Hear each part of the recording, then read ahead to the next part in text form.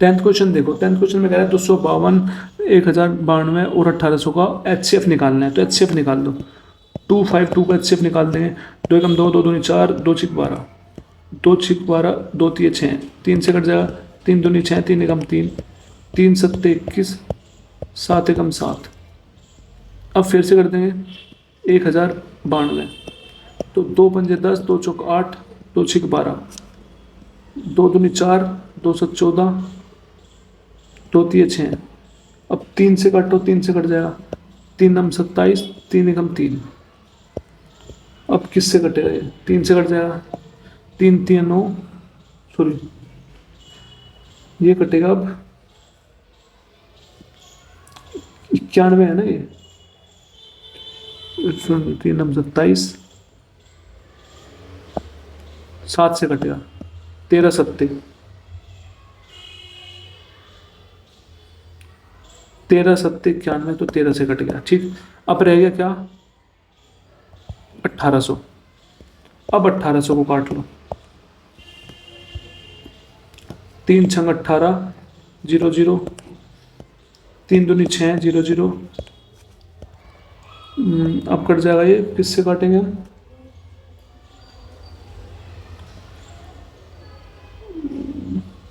2 से काट लो, 2 100 जा, 2 50 जा, 2 25 जा, 5 पंजे 25, 5 एकम 5। ठीक है, अब इन तीनों में मिला के कॉमन ले लेंगे। तो जब इन तीनों को मिला के कॉमन लेंगे, वो कॉमन हमारे पास क्या क्या आ जाएगा? हमारे पास कॉमन आएगा 2 × 2 × 3, तो कितना बनेगा? 2 दूनी 4 3 12। तो option 3 is correct answer. I hope समझ में आया हो। 11वां क्वेश्चन देखो, 11वां क्वेश्चन बोल रहा है कि यदि किसी संख्या का 20% 360 में जोड़ा जाए, तो किसी संख्या का 20% और 20% को हमने 360 में जोड़ दिया, तो परिणाम वही संख्या आएगी, तो उस संख्या का 60% बताना है। अब चीज़ों को समझो, मतलब इसने जो है कोई संख्या है उसका 20% निकाल के उसमें 360 जोड़ा है, तो कोई संख्या का 20% निकाल दिया, फिर उसमें 360 जोड़ा है। जो 360 जोड़ा है वो संख्या का कितना होगा? वो 80% होगा, क्योंकि 20% तो पहले जोड़ दिया।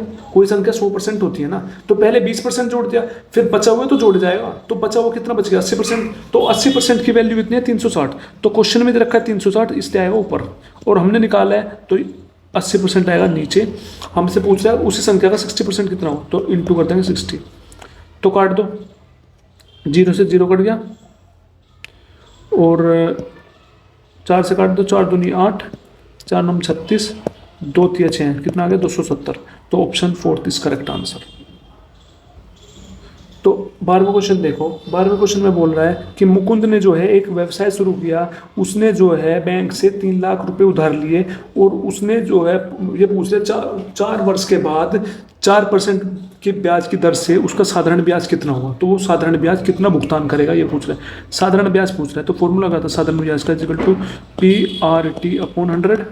तो प्रिंसिपल कितना है? 3 लाख, इंटू रेट कितना है? 4, टाइम कितना है? 4/100।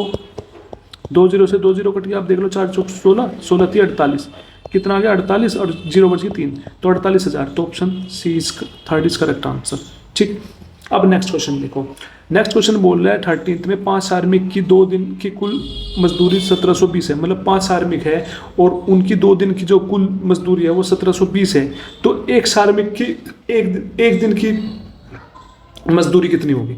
तो 5 श्रमिक की 2 दिन की मजदूरी दे रखे है 1720, तो हम एक श्रमिक की 1 दिन की पूछ रहे हैं, तो इसको डिवाइड कर देंगे। तो 1720 तो पूरी मजदूरी है, तो इसको डिवाइड कर देंगे। एक श्रमिक की निकालने, 5 श्रमिक है तो एक श्रमिक की निकालने के लिए 5 से डिवाइड कर देंगे। 2 दिन है, 1 दिन का निकालने के लिए 5 2 से डिवाइड कर देंगे। 5 दूनी 10, कितना आ गया? 10। तो ये आ गया 10। 1 0 से 1 0 कट गया, कितना आ गया? 172। तो ऑप्शन 3 इज करेक्ट आंसर। ठीक है, अब नेक्स्ट क्वेश्चन देखते हैं। नेक्स्ट क्वेश्चन बोल रहा है 14th क्वेश्चन देखो। 14th में कहा सुनीता ने एक विद्यालय में विज्ञान और गणित की शिक्षिका की नौकरी के लिए आवेदन किया। मतलब सुनीता ने एक विद्यालय में विज्ञान और गणित की शिक्षिका की नौकरी के लिए आवेदन किया है, और विद्यालय ने उसे भौतिक गणित, रासायनिक विज्ञान और जीव विज्ञान की परीक्षा देने के लिए कहा। फिर उसने कहा कि परीक्षा दो, तो उसने भौतिक में 9 अंक लिए, गणित में 6 अंक मिले, और रसायन विज्ञान में 7 अंक मिले, और जीव विज्ञान में 8 अंक प्राप्त हुए। और विद्यालय ने भौतिक गणित और रासायनिक विज्ञान और जीव विज्ञान का जो भार दिया है वो कितना दिया है, 4, 5, 3, 6। तो सुनीता के भारित औसत ज्ञात कीजिए। तो भारित औसत ज्ञात करना है तो टोटल भार ऊपर, अपोन में जितना भी भार है वो नीचे, जितनी संख्या भार का वो नीचे। अब निकालते हैं, पहले तो हम निकालते हैं कुल भारित अंक कितने हो जाएंगे इसके, कुल भारित अंक कितने हो जाएंगे इसके।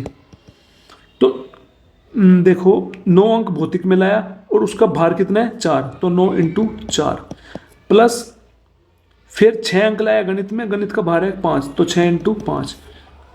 फिर रसायन विज्ञान में लाया 7, तो उसका भार है 3, 7 × 3। और लास्ट है 8 अंक, 8 × 6 कितना आ गया, 9 × 36 प्लस 6 × 30, 7 × 21 और प्लस 48। इनको जोड़ेंगे वो कितना आ जाएगा 135। ठीक, तो ये आ गया कुल भारित अंक।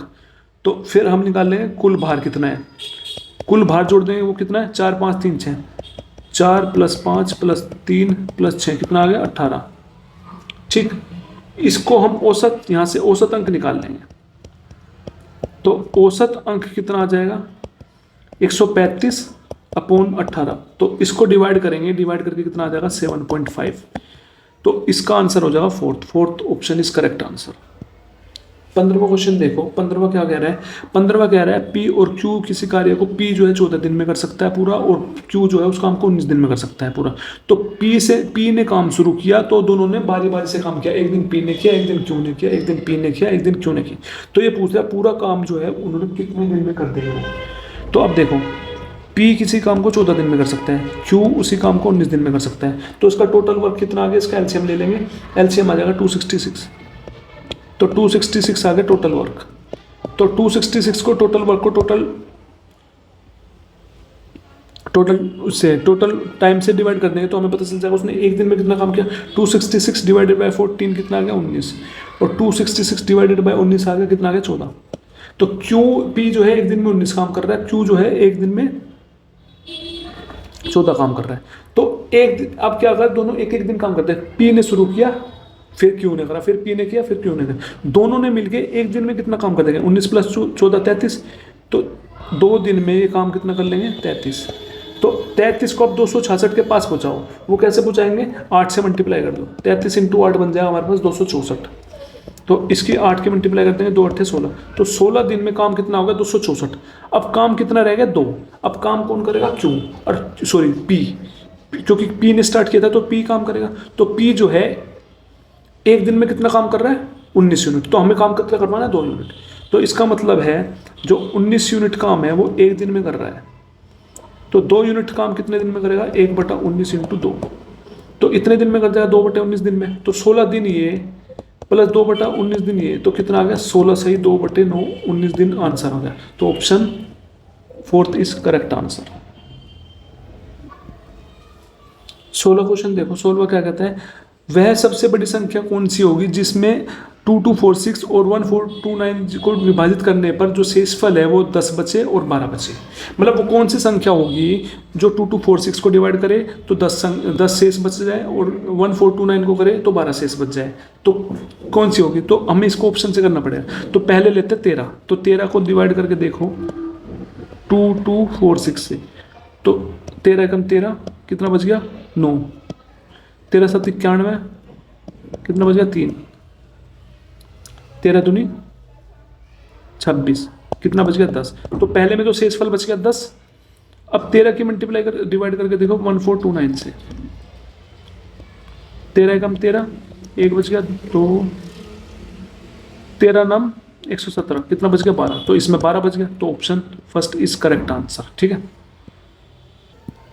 17 क्वेश्चन कह रहा है कि जो है हमें 44 91 88 और y समानुपात दे रखे हैं, तो y का मान बताना है। मतलब समानुपात दे रखे है 44 अनुपात 91 अनुपात 88 अनुपात y की वैल्यू निकालना है। इसमें कैसे करें, 44 अपॉन में 91 = 88/y। यहाँ से y की वैल्यू निकालना है, इसको इधर ले जाएंगे, इसको नीचे ले आएंगे। तो y = कितना आ गया 88, ये इधर डिवाइड में उधर जाकर मल्टीप्लाई में हो जाएगा 88 × 91/44। तो 44 2 जा 88, तो y की वैल्यू आ जाएगी 2 इंटू 91 आ गया 182। तो option first is correct answer. 18th question देखो, 18th में बोल रहे हैं भावेश ने एक वस्तु खरीदी है 363 रुपीज़ की, तो उसने उसे भूमि को 20% की हानि पर बेच दिया। मतलब जो उसने भूमि खरीदी थी 363 में, फिर उस भूमि को उसने 30% की हानि पर बेच दिया। तो फिर उसी धनराशि से, जो उसके पास धनराशि आई थी, उसने एक वस्तु और खरीदी जिसपे उसे 62% लाभ पर उसने बेच दिया। तो हमें बताना है तो भावेश को कितना लाभ प्रतिशत हुआ।